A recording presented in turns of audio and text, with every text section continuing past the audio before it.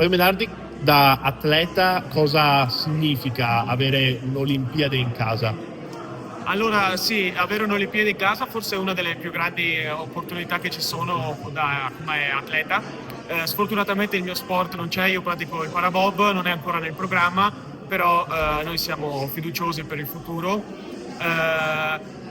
Ospitare un'Olimpiade, sì, è bellissimo, c'è un clima bellissimo nella città e secondo me soprattutto è quello che rimarrà a Cortina come infrastrutture, movimento e l'idea che le persone con una disabilità, qualunque essa sia, possano venire a Cortina senza nessun problema e trovare un paese di montagna dove ci sono tantissime altre difficoltà che sia in grado di ospitarti per tutte le tue possibilità e volontà, insomma.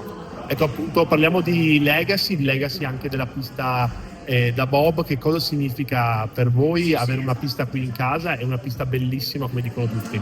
Sì, allora la pista è incredibile. Io ho avuto la fortuna e l'opportunità di provarla a dicembre facendo una settimana di allenamenti in vista delle gare della scorsa stagione.